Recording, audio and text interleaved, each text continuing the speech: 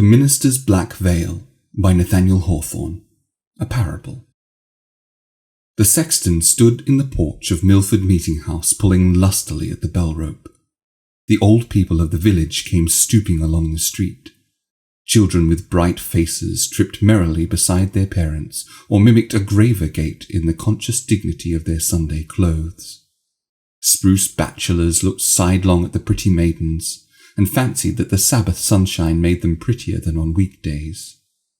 When the throng had mostly streamed into the porch, the sexton began to toll the bell, keeping his eye on the Reverend Mr. Hooper's door. The first glimpse of the clergyman's figure was the signal for the bell to cease its summons. "But what has good Parson Hooper got upon his face?" cried the sexton in astonishment. All within hearing immediately turned about and beheld the semblance of Mr. Hooper pacing slowly his meditative way toward the meeting-house. With one accord they stared, expressing more wonder than if some strange minister were coming to dust the cushions of Mr. Hooper's pulpit. "Are you sure it is our parson?" inquired Goodman Gray of the sexton. "Of a certainty it is good Mr. Hooper," replied the sexton. "He was to have exchanged pulpits with Parson Shute of Westbury, but Parson Shute sent to excuse himself yesterday, being to preach a funeral sermon. The cause of so much amazement may appear sufficiently slight. Mr. Hooper, a gentlemanly person of about 30, though still a bachelor, was dressed with due clerical neatness, as if a careful wife had starched his band and brushed the weekly dust from his Sunday's garb. There was but one thing remarkable in his appearance. Swathed about his forehead and hanging down over his face, so low as to be shaken by his breath, Mr. Hooper had on a black veil. On a nearer view, it seemed to consist of 2 folds of crape, which entirely concealed his features except the mouth and chin, but probably did not intercept his sight further than to give a darkened aspect to all living and inanimate things. With this gloomy shade before him, good Mr. Hooper walked onward at a slow and quiet pace, stooping somewhat, looking on the ground, as is customary with abstracted men, yet nodding kindly to those of his parishioners who still waited on the meeting-house steps. But so wonderstruck were they that his greeting hardly met with a return. "I can't really feel as if good Mr. Hooper's face was behind that piece of crape," said the sexton. "I don't like it," muttered an old woman as she hobbled into the meeting-house. "He has changed himself into something awful only by hiding his face." "Our parson has gone mad," cried Goodman Gray, following him across the threshold. A rumour of some unaccountable phenomenon had preceded Mr. Hooper into the meeting-house, and set all the congregation astir. Few could refrain from twisting their heads toward the door. Many stood upright and turned directly about, while several little boys clambered upon the seats and came down again with a terrible racket. There was a general bustle, a rustling of the women's gowns, and shuffling of the men's feet, greatly at variance with that hushed repose which should attend the entrance of the minister. But Mr. Hooper appeared not to notice the perturbation of his people. He entered with an almost noiseless step, bent his head mildly to the pews on each side, and bowed as he passed his oldest parishioner, a white-haired great-grandsire, who occupied an armchair in the centre of the aisle.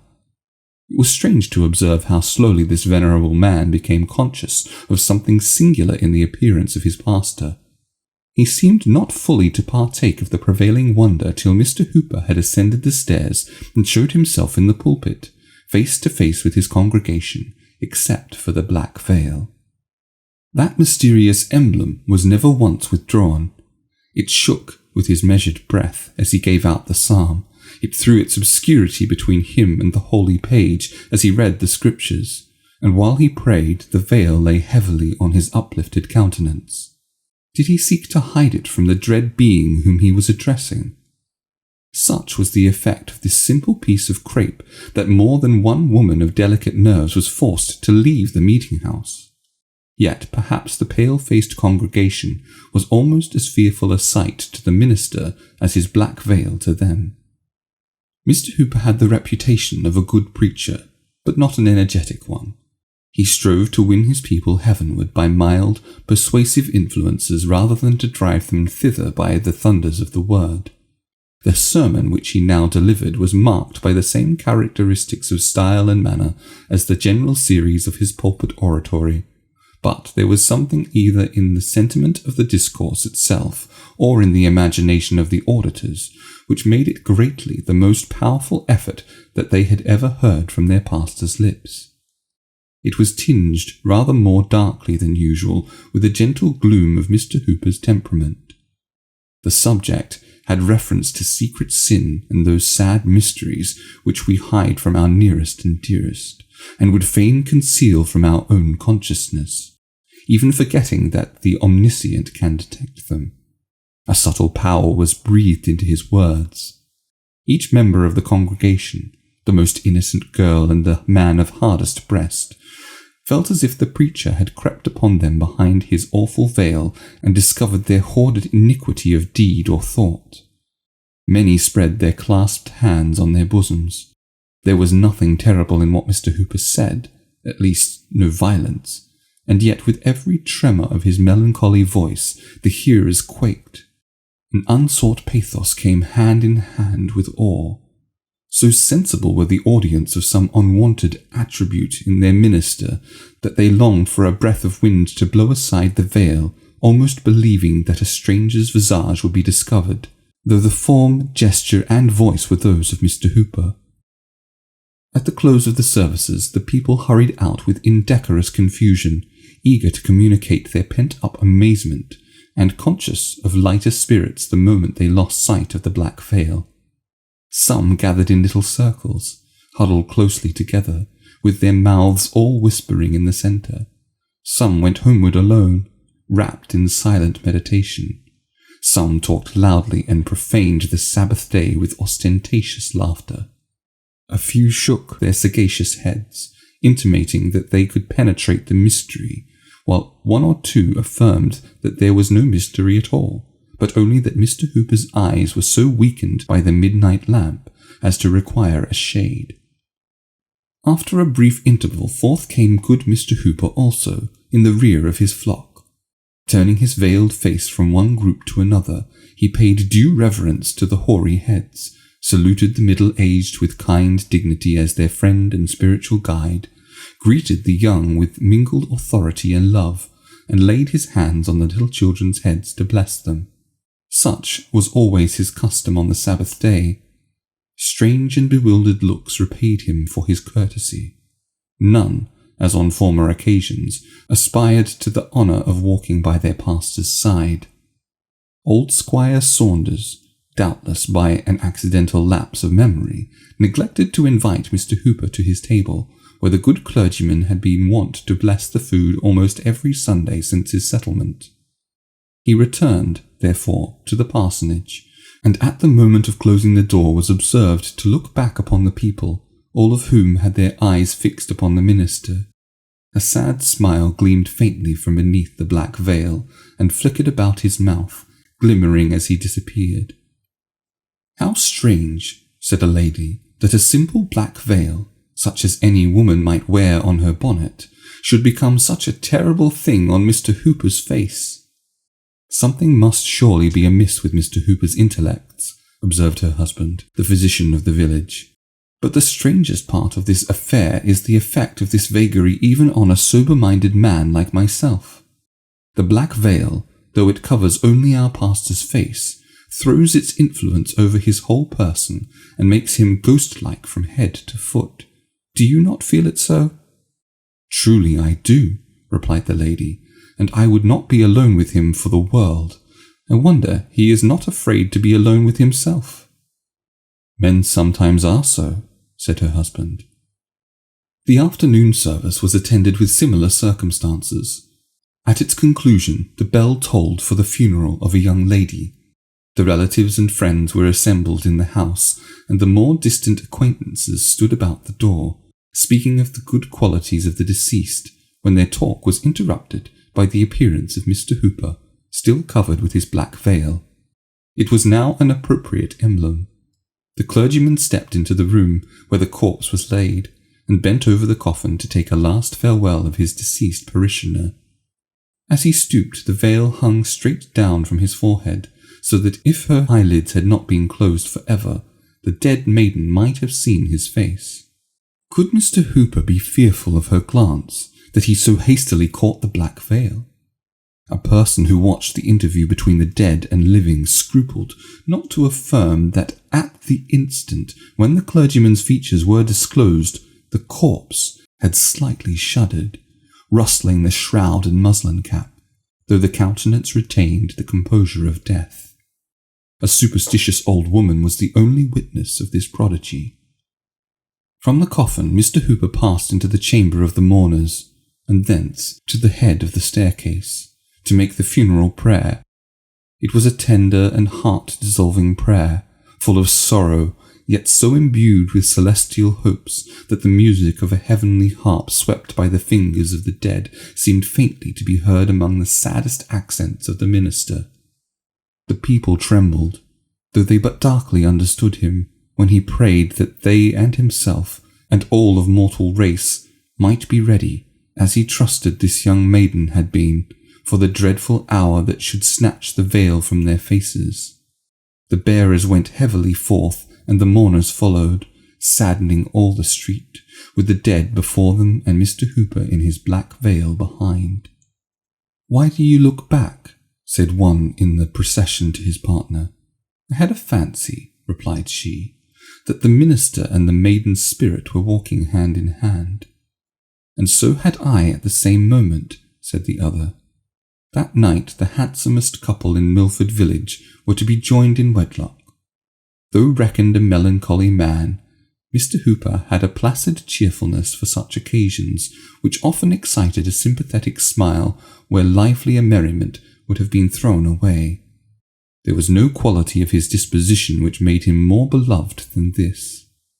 The company at the wedding awaited his arrival with impatience, trusting that the strange awe which had gathered over him throughout the day would now be dispelled. But such was not the result. When Mr. Hooper came, the first thing that their eyes rested on was the same horrible black veil, which had added deeper gloom to the funeral and could portend nothing but evil to the wedding. Such was its immediate effect on the guests that a cloud seemed to have rolled duskily from beneath the black crape and dimmed the light of the candles.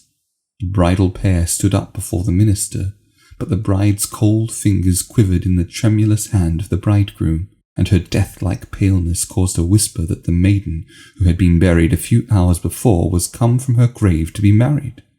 If ever another wedding were so dismal, it was that famous one where they tolled the wedding knell. After performing the ceremony, Mr. Hooper raised a glass of wine to his lips, wishing happiness to the new married couple in a strain of mild pleasantry that ought to have brightened the features of the guests like a cheerful gleam from the hearth. At that instant, catching a glimpse of his figure in the looking-glass, the black veil involved his own spirit in the horror with which it overwhelmed all others. His frame shuddered, his lips grew white. He spilt the untasted wine upon the carpet and rushed forth into the darkness, for the earth too had on her black veil. The next day the whole village of Milford talked of little else than Parson Hooper's black veil. That, and the mystery concealed behind it, supplied a topic for discussion between acquaintances meeting in the street and good women gossiping at their open windows. It was the first item of news that the tavern-keeper told to his guests. The children babbled of it on their way to school. One imitative little imp covered his face with an old black handkerchief, thereby so affrighting his playmates that panic seized himself, and he way-nigh lost his wits by his own waggery. It was remarkable that, of all the busybodies and impertinent people in the parish, not one ventured to put the plain question to Mr. Hooper wherefore he did this thing. Hitherto, whenever there appeared the slightest call for such interference, he had never lacked advisers, nor shown himself averse to be guided by their judgment.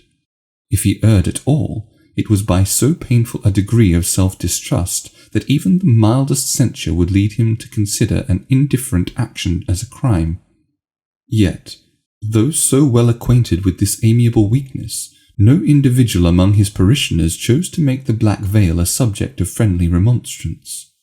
There was a feeling of dread, neither plainly confessed nor carefully concealed, which caused each to shift the responsibility upon another, till at length it was found expedient to send a deputation of the church in order to deal with Mr. Hooper about the mystery before it should grow into a scandal.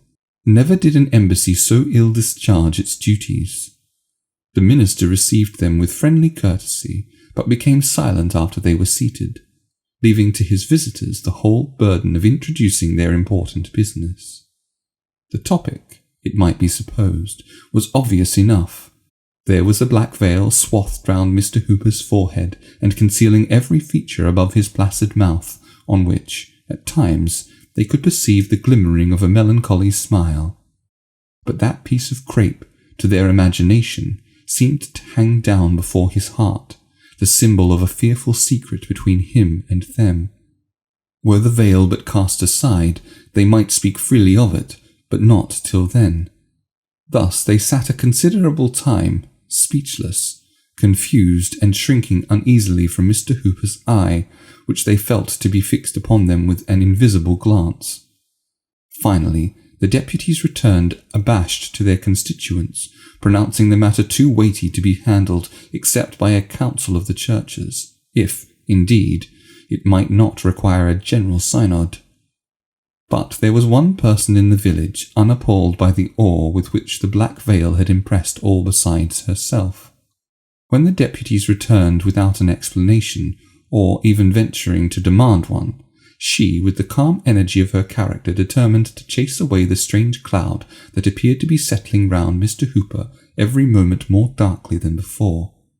As his plighted wife, it should be her privilege to know what the black veil concealed. At the minister's first visit, therefore, she entered upon the subject with a direct simplicity which made the task easier both for him and her. After he had seated himself, she fixed her eyes steadfastly upon the veil, but could discern nothing of the dreadful gloom that had so overawed the multitude. It was but a double fold of crape hanging down from his forehead to his mouth and slightly stirring with his breath. "No," she said, aloud, and smiling, "there is nothing terrible in this piece of crape, except that it hides a face which I am always glad to look upon. Come, good sir, let the sun shine from behind the cloud. First lay aside your black veil, then tell me why you put it on." Mr. Hooper's smile glimmered faintly. "There is an hour to come," said he, "when all of us shall cast aside our veils. Take it not amiss, beloved friend, if I wear this piece of crape till then." "Your words are a mystery too," returned the young lady. "Take away the veil from then, at least." "Elizabeth, I will," said he, "so far as my vow may suffer me. Know, then, this veil is a type and a symbol, and I am bound to wear it ever, both in light and darkness, in solitude and before the gaze of multitudes, and as with strangers, so with my familiar friends. No mortal eye will see it withdrawn.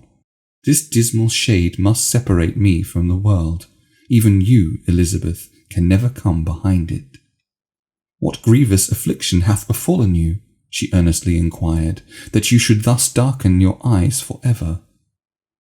"If it be a sign of mourning," replied Mr. Hooper, "I, perhaps, like most other mortals, have sorrows dark enough to be typified by a black veil." "But what if the world will not believe that it is the type of an innocent sorrow?" urged Elizabeth. "Beloved and respected as you are, there may be whispers that you hide your face under the consciousness of secret sin. For the sake of your holy office, do away this scandal." The colour rose into her cheeks as she intimated the nature of the rumours that were already abroad in the village, but Mr. Hooper's mildness did not forsake him. He even smiled again, that same sad smile which always appeared like a faint glimmering of light proceeding from the obscurity beneath the veil. "If I hide my face for sorrow, there is cause enough," he merely replied. "And if I cover it for secret sin, what mortal might not do the same? and with this gentle but unconquerable obstinacy did he resist all her entreaties. At length Elizabeth sat silent.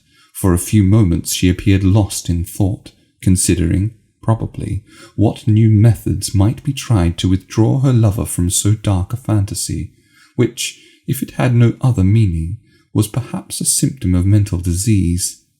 Though a firmer character than his own, the tears rolled down her cheeks, but in an instant, as it were, a new feeling took the place of sorrow. Her eyes were fixed insensibly on the black veil, when like a sudden twilight in the air its terrors fell around her. She arose and stood trembling before him. "And do you feel it, then, at last?" said he mournfully. She made no reply, but covered her eyes with her hand and turned to leave the room. He rushed forward and caught her arm. "Have patience with me, Elizabeth," cried he passionately. "Do not desert me, though this veil must be between us here on earth. Be mine, and hereafter there shall be no veil over my face, no darkness between our souls. It is but a mortal veil, it is not for eternity. Oh, you know not how lonely I am, and how frightened to be alone behind my black veil. Do not leave me in this miserable obscurity forever." "Lift the veil but once, and look me in the face," said she. "Never, it cannot be," replied Mr. Hooper. "Then farewell," said Elizabeth. She withdrew her arm from his grasp, and slowly departed, pausing at the door to give one long, shuddering gaze that seemed almost to penetrate the mystery of the black veil. But even amid his grief, Mr. Hooper smiled to think that only a material emblem had separated him from happiness, though the horrors which it shadowed forth must be drawn darkly between the fondest of lovers.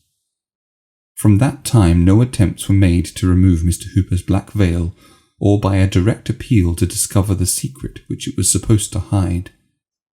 By persons who claimed a superiority to popular prejudice, it was reckoned merely an eccentric whim, such as often mingles with the sober actions of men otherwise rational and tinges them all with its own semblance of insanity. But with the multitude good Mr. Hooper was irreparably a bugbear. He could not walk the street with any peace of mind, so conscious was he that the gentle and timid would turn aside to avoid him, and that others would make it a point of hardihood to throw themselves in his way. The impertinence of the latter class compelled him to give up his customary walk at sunset to the burial ground, for when he leaned pensively over the gate, there would always be faces behind the gravestones peeping at his black veil. A fable went the rounds that the stare of the dead people drove him thence. It grieved him to the very depth of his kind heart to observe how the children fled from his approach, breaking up their merriest sports while his melancholy figure was yet afar off.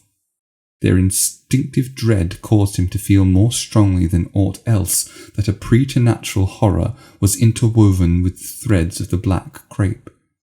In truth, his own antipathy to the veil was known to be so great that he never willingly passed before a mirror, nor stooped to drink at a still fountain, lest in its peaceful bosom he should be affrighted by himself.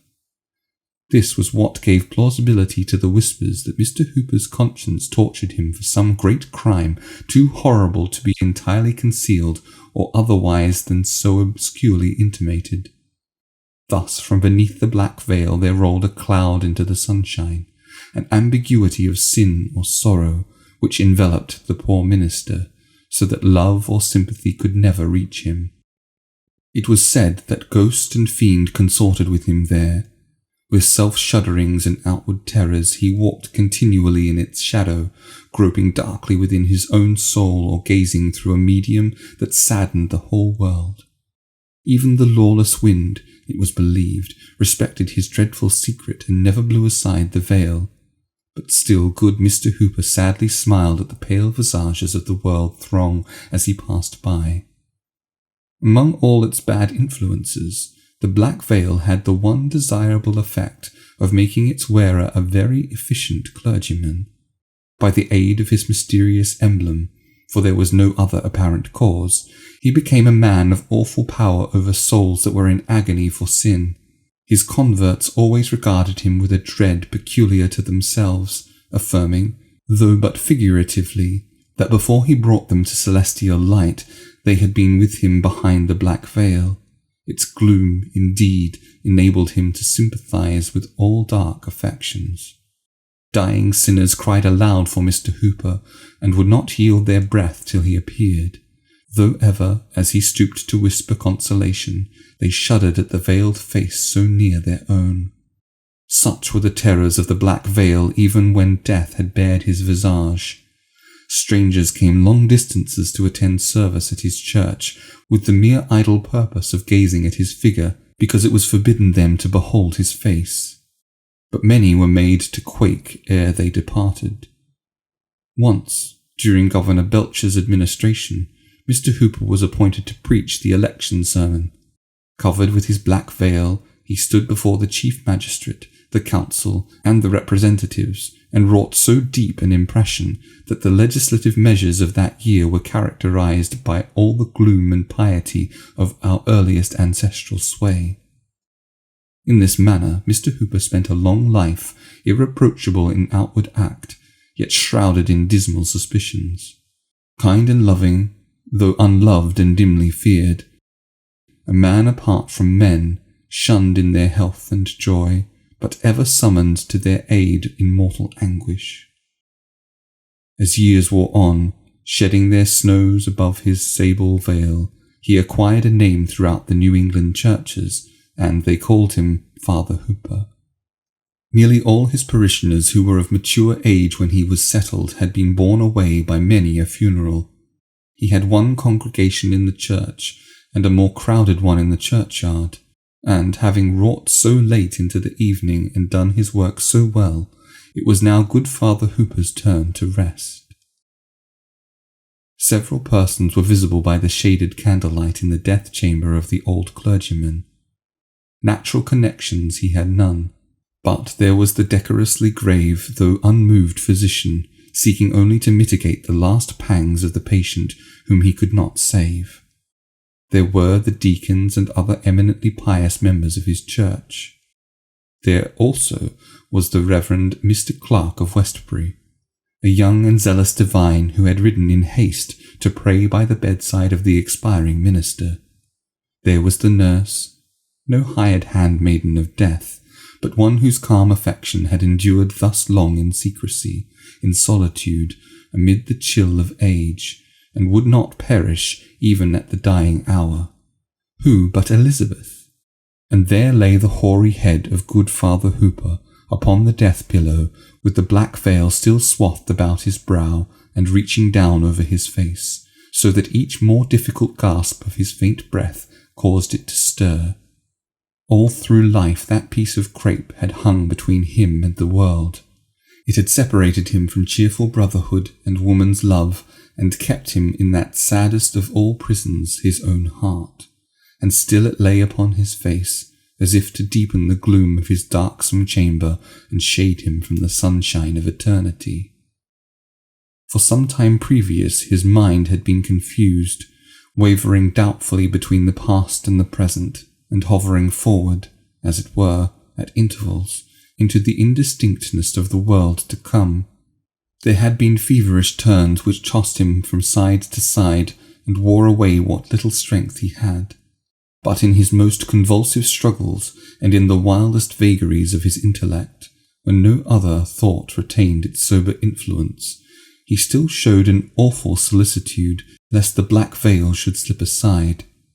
Even if his bewildered soul could have forgotten, there was a faithful woman at his pillow who with averted eyes would have covered that aged face which she at last beheld in the comeliness of manhood. At length the death-stricken old man lay quietly in the torpor of mental and bodily exhaustion, with an imperceptible pulse, and breath that grew fainter and fainter, except when a long, deep, and irregular inspiration seemed to prelude the flight of his spirit. The minister of Westbury approached the bedside. "Venerable Father Hooper," said he, "the moment of your release is at hand. Are you ready for the lifting of the veil that shuts in time from eternity?" Father Hooper at first replied merely by a feeble motion of his head. Then, apprehensive perhaps that his meaning might be doubtful, he exerted himself to speak. "Yea," said he in faint accents, "my soul hath a patient weariness until that veil be lifted." "And is it fitting," resumed the Reverend Mr. Clark, "that a man so given to prayer, of such a blameless example, holy in deed and thought, so far as mortal judgment may pronounce, is it fitting that a father in the church should leave a shadow on his memory that may seem to blacken a life so pure? I pray you, my venerable brother, let not this thing be. Suffer us to be gladdened by your triumphant aspect as you go to your reward. Before the veil of eternity be lifted, let me cast aside this black veil from your face." And, thus speaking, the Reverend Mr. Clark bent forward to reveal the mystery of so many years. But, exerting a sudden energy that made all the beholders stand aghast, Father Hooper snatched both his hands from beneath the bedclothes and pressed them strongly on the black veil, resolute to struggle if the minister of Westbury would contend with a dying man. "Never," cried the veiled clergyman, "on earth, never."